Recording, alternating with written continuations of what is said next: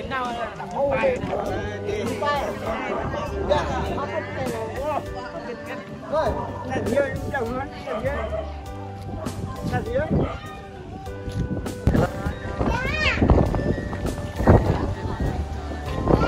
nè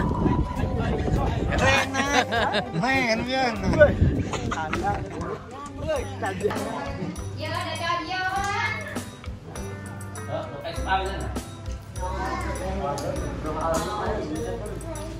những tức là đây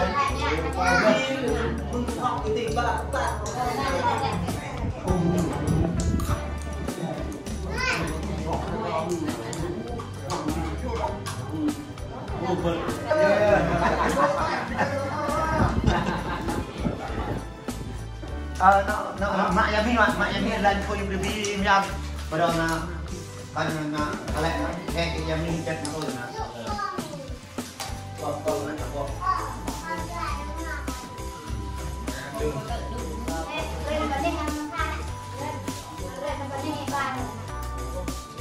đời là cặp vợ nên hay loài Lagi maba mawan kan kuki yo dibu tasma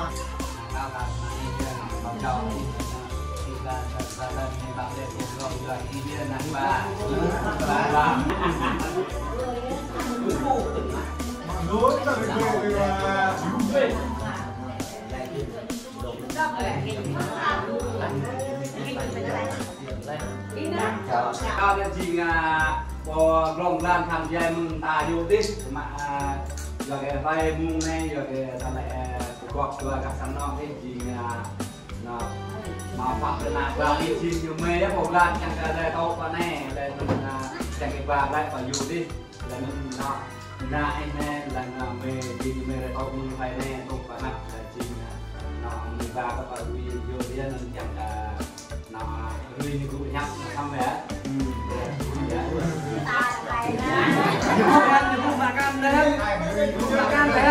bắt đầu là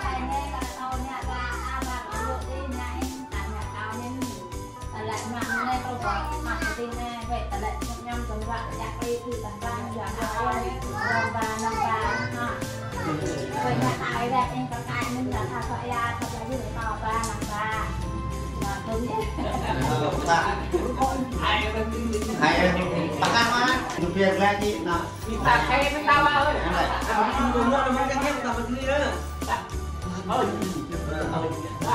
hay bạn ơi đó 5 cây hay lần nó không tham một cây nó không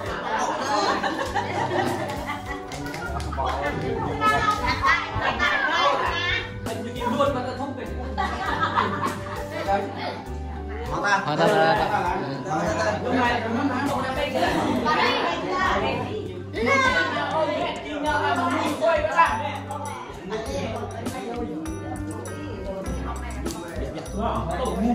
này họ ta cái đó này ở đây này đâu không nên chỉ này ha còn trò gì bay đây nha tôi bay tàu rồi mình cho tụi bay lần qua nó to thì những nào ta có trò bay thế rồi đi ra đây này như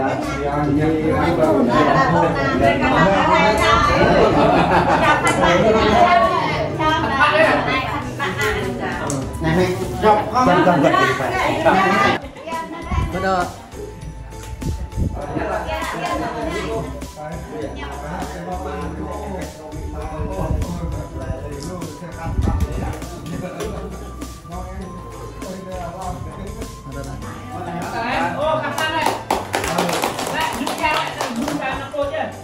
này thì nhung cái già cả nó muốn sao đây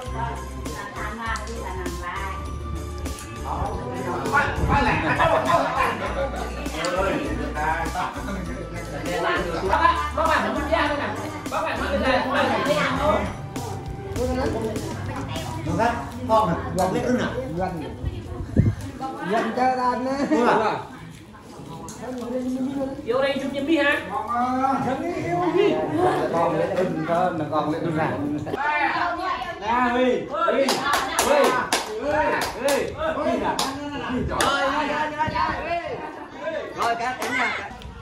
Huy Dạo hai đứa con rồi à?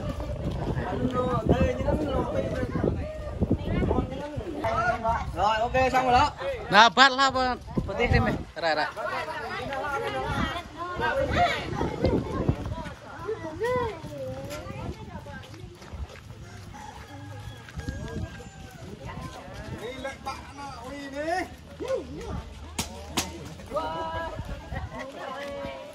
Mak teh, di teh nah, besok.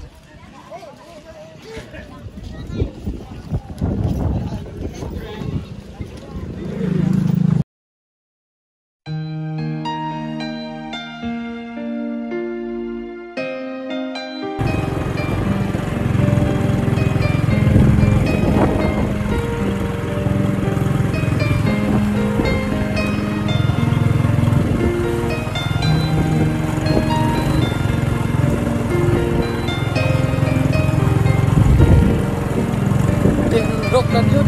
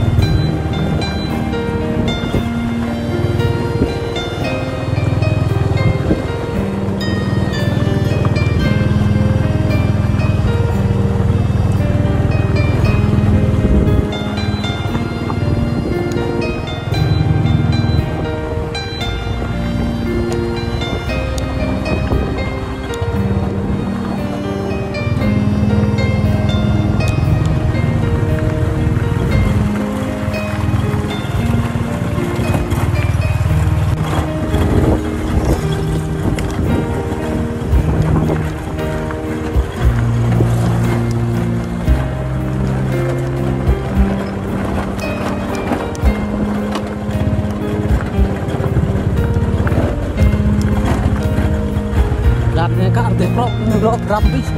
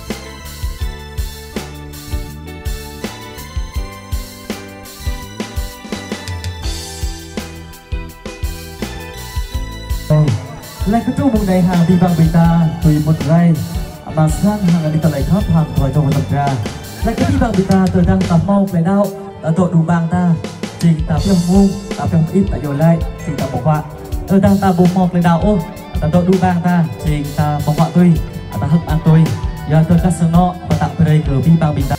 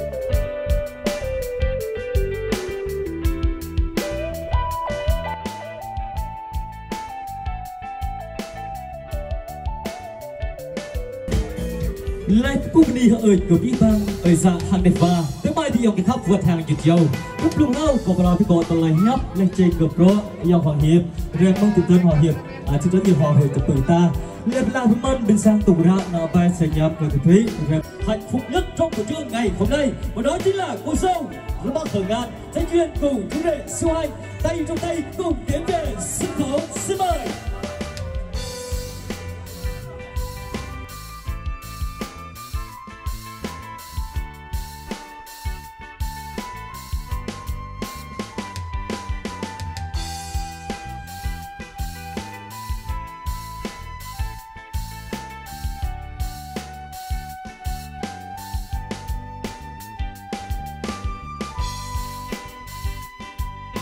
Quý vị, giây phút này chúng ta cùng chào đón đời vận đường xinh đẹp hạnh phúc nhất trong buổi trưa ngày hôm nay. Và xin quý vị chúng ta hãy mở rộng đầy hoa để chúng ta cùng chào đón hai tâm hồn thiêng liêng hạnh phúc nhất trong buổi trưa ngày hôm nay. Và đó chính là cô dâu rồi bác Hồng An và chú rể Siêu Anh trong buổi trưa ngày hôm nay.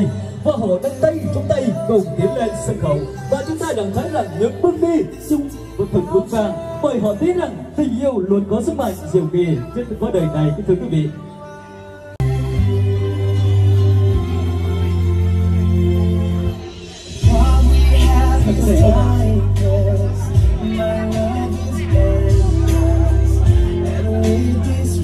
Có mặt chương trình hôm nay và giờ phút này xin được đọc cái lời cô dâu và chúng ta sẽ cùng thực hiện nghi thức cúi đầu ạ. Xin được cái lời.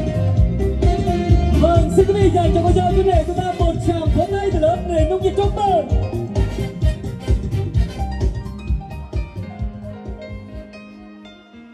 Vâng, xin chân thành cảm ơn những sự hiện diện đông đủ của toàn thể quý vị khách quý anh chị các bạn trẻ đã quý tụ tại nơi đây.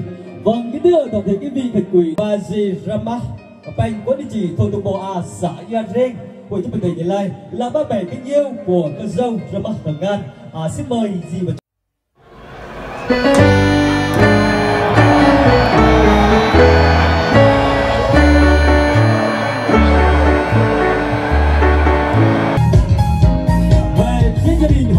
trai chúng tôi phép chúng tôi xin được trân trọng kính mời bác Cờ Phá Phong và bác Siêu Hờ Pop có địa chỉ thôn Tung Đào xã Như Reng huyện Chư Bừ tỉnh Gia Lai là ba mẹ kính yêu của chú rể Siêu Hành.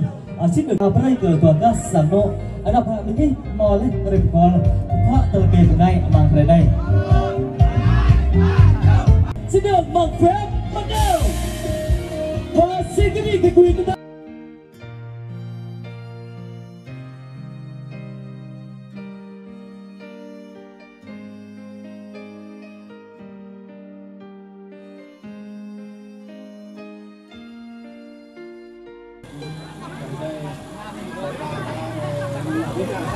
Cô dâu ơi, cô dâu. Tôi cũng biết đi vào đây mai từ thôi một đi chờ Let's mendengar ke kubni kau hang biba bita tui pah pelatakan perang sabana.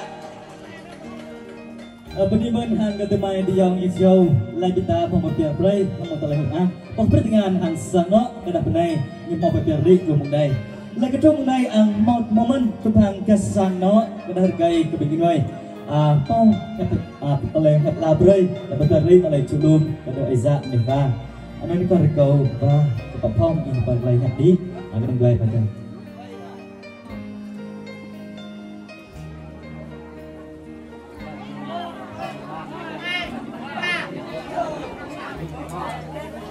Lại có đi các ơi dạ để vào lúc hàng sang nó cái đợt cười củaพี่bang Vita to lênเลยức ác tới lịch quan của tuy nhà bị ôm số bắt theo có mà là play sang nó cái đợt cười lại có đi các ơi dạ để bằng bình yên sa tele nhung sa chục ya đây bông hoa không Afrobeat các bạn toàn cả sang cái nhau và tên Sun Pro mùng đây lại số bắt đầu cầu hàng củaพี่bang Aiza Neva Vita bảo pertengahan Pro Sebentar lại phần đi mơn hàng củaพี่bang Vita luôn. Và cái đưa toàn thể quý vị khách quý thân mến, vừa rồi chúng ta đã lắng nghe những lời phát biểu đại diện tâm tư hai bên gia đình chúng tôi không dài không ngắn, và đó là những lời tâm chân tình nhất mà gửi đến toàn thể quý vị khách quý trong buổi trưa ngày hôm nay. Vâng, và giờ phút này để tiếp nối chương trình xin được trân trọng kính mời cô dâu và chú rể chúng ta.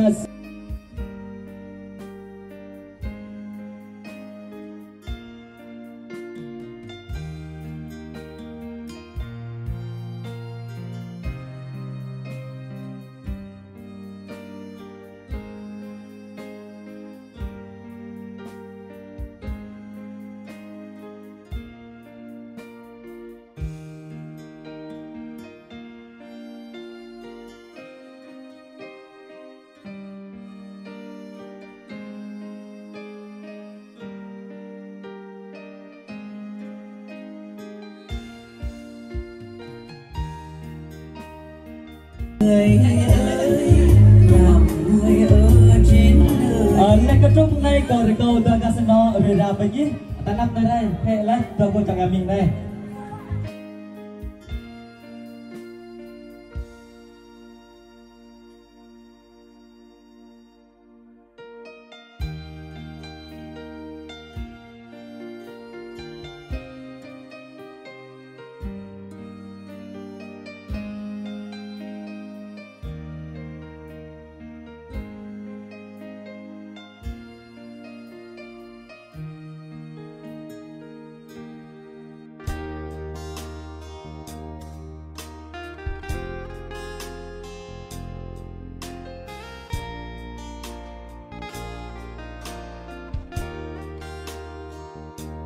Và giây phút này để tiếp nối chương trình, xin được trân trọng kính mời cô dâu và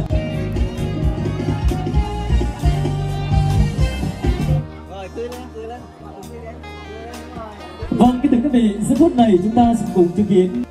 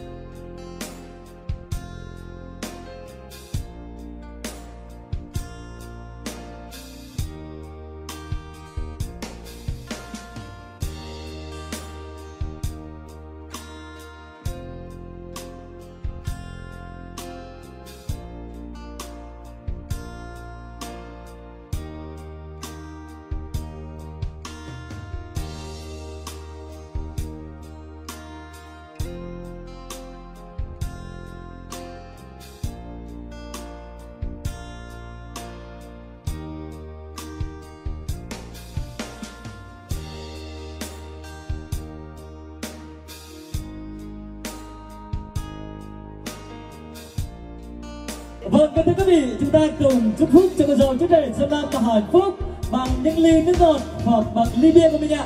Ly của quý vị đâu rồi á? Kính thưa quý vị, chúng ta cùng nâng ly ạ. Thưa quý vị, 1, 2, 3. Xin chúc mừng cho cô dâu và chú rể của chúng ta từ ngày hôm nay duyên thăm má kể trăm năm hạnh phúc không hề đổi thay. Và xin chân thành cảm ơn sự nhiệt của cô dâu và chú rể trước sự chứng kiến của Anapa. Chúng ta bằng về đây.